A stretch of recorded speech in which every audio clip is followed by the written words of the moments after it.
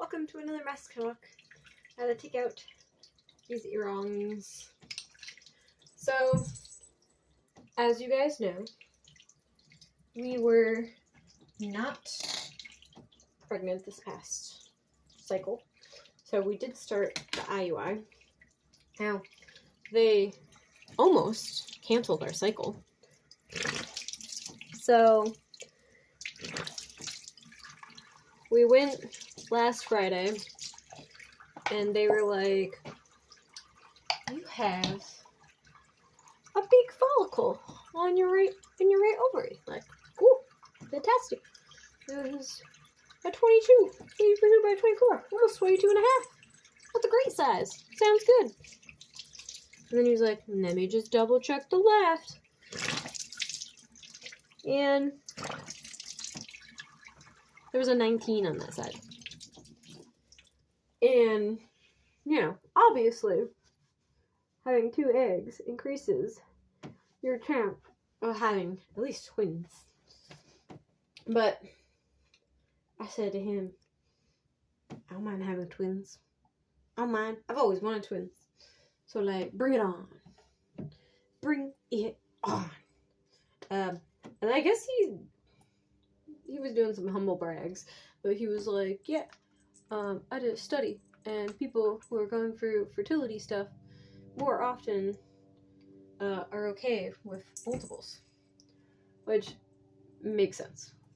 There's like a couple factors that he was kind of talking about. I was like, also, we have twins in the family, so like, we know what it's all about. Let's do this thing. But he was really, really nice about it. And he was like, we can have to talk to the team and see what they think is the best thing to do. Okay, he doesn't want the word. And so, I guess they did that. The nurse was kind of just like, oh, the other nurse will message you later about doing your trigger shot, which will probably be today. So, she had no qualms. She was like, I think you're gonna be fine. And then we got the message later that day. And they're like, come in for your IUI tomorrow.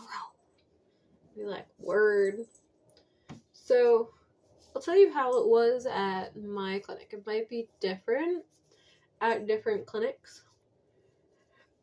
So, they had us come in. I think my husband's appointment was like 7:45, right? He needs to give his deposit so they can wash it out and whatnots.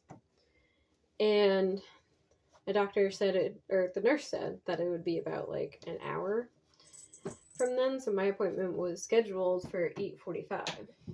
Except that because it was an hour apart and the people weren't there when he got there, there was a little bit more wait time. It was literally like an hour later though. And also, he was kind of fucking around because this is the first time he's been to the clinic to do this, and they had like a nice comfy room and a chair and porn on the TV, and he was interested to see what do they got, which is kind of hilarious. And then, you know, we were waiting around in the waiting room by ourselves. There was like nobody there. I saw like maybe like 3 girls come in and then leave. So we were just chilling, just laughing, just like doing whatever until finally they called us, and I was not even paying attention when they called us. Like I did hear them, but I was just like, oh, okay. And then we go into the room, and they have you take off everything waist down, and put your feet up, and scoot your butt to the end. And then they actually warmed the speculum, which I thought was interesting. So it's not as discomfortable because they don't use lube when they do it, because they said that, you know, that can interfere with the sperm and the travel and stuff, so they don't use it. And I'm like, okay. And also I thought it was gonna be through a catheter because that's what I read online, and other people have had that experience. It was not that way for me, actually. So actually, it was like this elongated syringe, not with a needle, but a syringe where they had the semen in. And then he has like a special technique, another humble brag, right?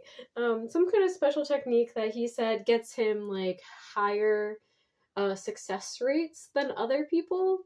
So the success rate, he said, is like, I don't know, like 25%. His is a little higher. I don't know. And I was like, okay. So I guess what he does is he puts the sperm at the top of your uterus where the fallopian tubes are, and being there has easier access to the fallopian tubes to get to the egg. That is the understanding that I had from what he said. And also, later that day, so wait, but before I get to later that day, it wasn't comfortable. It wasn't as bad the HSG test that they do with the catheter, but it wasn't the best either.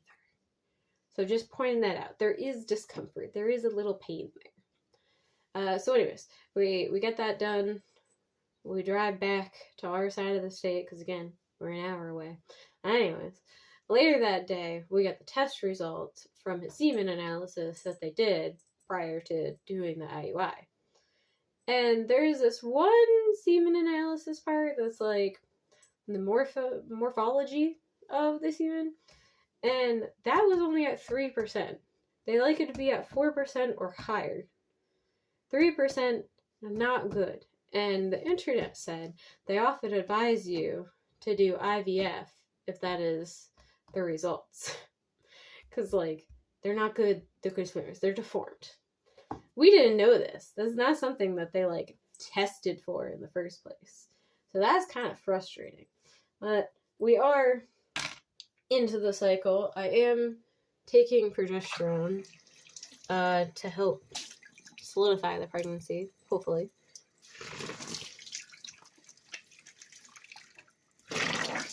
And actually, it's a different one that I was taking before. This one was ordered from CVS Specialty instead of just CVS. And this is obviously TMI, but, you know, you're watching this, find more TMI. So, the old one was, like, white, and it smelled gross. And then, like, when you peed, like, white specks were everywhere. I don't know if you had, like, a little bit of brown spotting. These ones are yellow. And there's no specks. They're in peanut oil. There's no specks of white or anything. But there is, like, yellow comes out. Which is interesting. You just don't expect that color coming out of your vagina. But that is where we're at right now. I am testing out the trigger. We are on 5 days past the trigger. My line is still pretty bright, but that's kind of normal for me. What I'm hoping for is that the line never truly goes away, and that as it fades, it comes back dark. That's the hope. But we will see. I don't think we'll have that update and what happens next time, because we won't be far enough along yet. But yeah, that's where we're at. Good vibes. Thanks, y'all. Bye. See you next week.